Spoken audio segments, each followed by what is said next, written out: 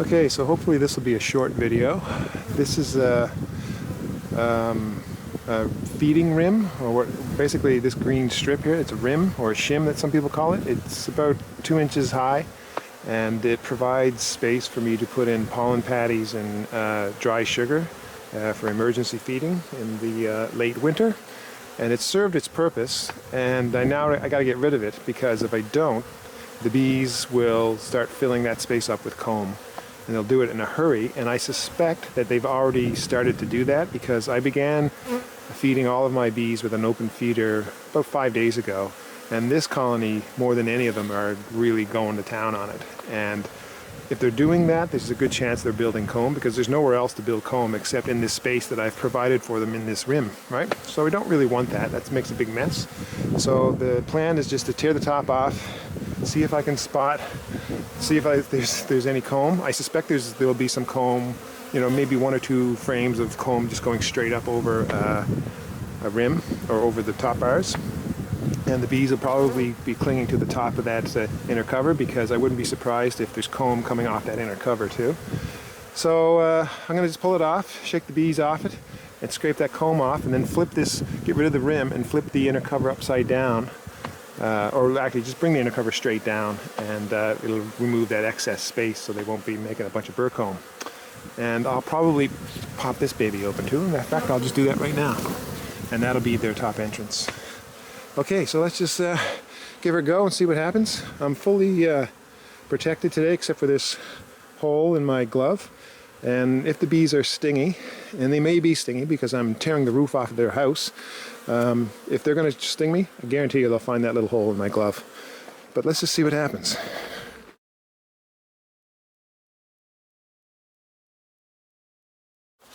And I'm not using my smoker today. I just got a spray bottle and a basic hive tool. And so you can see here, and this is why I suspected that they're building comb, because every time I take a peek, I see the bees around this inner cover hole, just crowded into that inner cover hole. So that means they're definitely, bulging above the top bars. So I'm pretty sure I know what I'm going to find here. Big mess. So I'll just give them a bit of spray. Just sort of this is I don't know what spray this is. This might be the, oh, here it is. Hold on. This is my slightly sweetened, is this working? No, it's not working. Okay, back to water. Okay, I had a slightly sweetened water bottle, but this is just water, because the other one isn't working right now. So we'll take a peek. All right, here we go. Yep, that's just what I thought. Let's take a look. Whoa, so there we go. So this is all the bees clinging to the inner cover, and you can see they're building comb, and you can see down there they're starting to build comb. Right, so that's all that syrup they're getting from that bucket, and they're using it to build comb, which is a really pretty good sign, actually. So I'll just shake them off and hope for the best. I'll spray these bees with a bit of water, so they're not going to fly all over the place when I knock them off. Hopefully this won't go crazy. Here we go. Look at that, perfect. See that? No bees, all down there. Now they're probably a little bit miffed at that.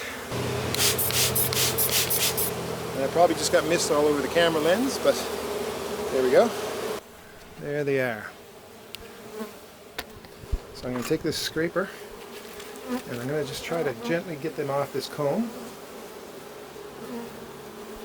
Now the hell with it. Here we go. I'm just going to scrape it off.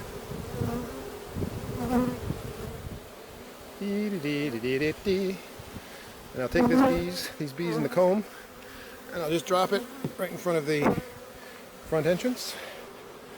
Let them sort out that business later on. You can see the so they're actually doing all right. They're not too freaked out, and they're not stingy. You can see them here. They're crawling all over me, but they're not in a stingy mode at all. If they were in a stingy mode, they would be bending their butts into my flesh and trying to sting me. But you can see they're They're scenting now. They're slightly alarmed, but not too bad. And this is more of a orientation flight, or orientation scent that's going off right now. And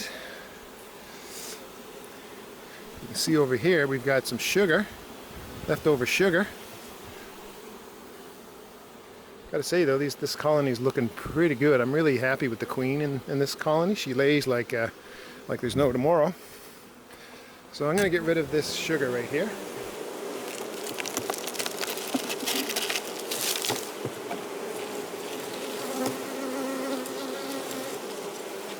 You see there's still a little bit of sugar there, but they'll toss that out and clean it up in no time. Yeah, there's a few defensive bees on the go here. Now I'm gonna get rid of the rim. Bye-bye, rim. So here's the rim. And I'm just going to put this on upside down, actually. Some would call that the summer position, but whatever, doesn't matter. Doesn't matter what you call it. I'm going to spray those bees down a little bit, just to get them out of the way. And then I'm going to very casually drop this over them. Ding, ding, ding, ding. Oh, hold on a second. I've got this mesh on here. I'm going to tear that off. There it goes. Try again. There. Done. This is what it looks like now. They're going to be slightly disoriented. And if I wanted to, I could take this rim, flip it upside down so that, because they're more oriented to this entrance. But you can see now they're already scenting to that hole that I pulled out. And so they'll be fine. And I'm going to just leave that comb right there for now because it's just sort of, I don't want to mess with the bees that are on it. So I'll take this empty medium super and I'll try not to drop it on the bees. There we go. There we go. Right. Beekeeping. There's the bit of sugar that I tossed out. And they had a pollen patty, but they ate through that really quick. And I might actually give them another one because there's still not a lot of natural pollen coming in. But I'm going to let them settle in. See, they're not really disturbed by this. You can see they're just a little disoriented. They're trying to get back to where the original entrance was. But you can see here, they're just scenting around that hole. And they'll quickly reorient. It won't take them very long. In fact, actually, let me just take this. Tip it the other way.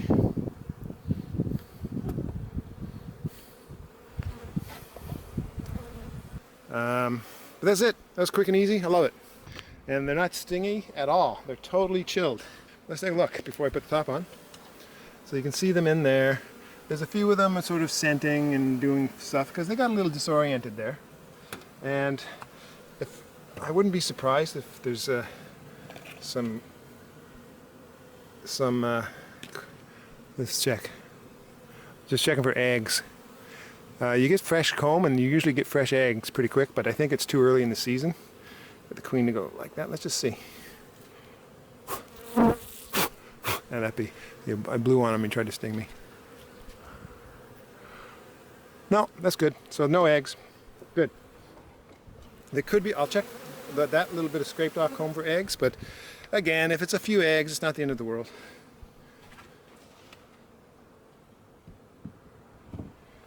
Coolio.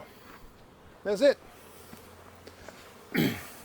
So you can see here these bees are going to go through that entrance, and then to get into the hive they got to walk all the way through and down the hole. So I might just plug that up just to save them a little bit of trouble. I'll just take this newspaper. This newspaper, they're going in there, but it's not a big deal. There. There. So I'll just do that. Whoops, there's a few, whoops, squished a couple bees. Sometimes you really can't get into beekeeping if you think you're not going to kill bees, because bees get killed all the time. I squished a few underneath that inner cover, but that's it. The bees are dying by the dozens a day. And there you go. You can see them scenting? Because see, their entrance used to be right there where this paper is. and now they don't have that entrance. And so I had this cork right here, plugging that hole up, but all the queen's pheromones are still coming out of that hole, and they know that this is the way in. And so to help the foragers that are trying to come back to this exact spot up here, they're scenting and sending out an orientation scent, so that they all know that this is the way back in. So honestly, they're slightly disoriented. Within half an hour, they'll be fine. And so these ones are down here, just sort of moseying about, wondering, hey, what happened?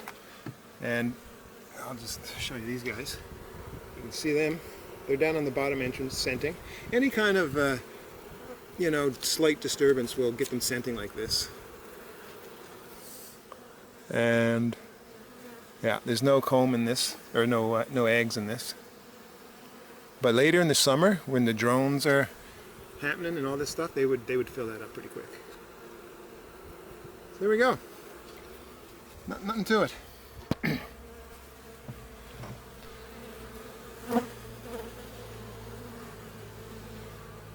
So right now, this cluster, I'd say, let me take a look. Pull the plug here and see if I can see some bees. Oh yeah, there's a few down there. So that's good. So like this cluster, or the brood nest, I guess you want to call it that, is in this top medium, and it's working its way down. So it's probably, hopefully, it's filling these two top medium supers. And not a lot going on down here, but it will soon enough. And I might do a reversal later on. I might take this brood nest and knock it down here, and then knock them down to just two mediums, so that they're confined to a smaller space. And when they're in the early spring, when they're confined to a smaller space and they're bringing in nectar or syrup or whatever, and they're building up, they build up quicker when there's a smaller space, and you get a nice solid brood pattern and whatever cluster. And then once they start bringing in more natural nectar, or they just begin filling that space quickly, then you add another super and off they go. At least that's what I do. Anyway, looking good. All done. See? And they're not too disturbed. Nothing to it.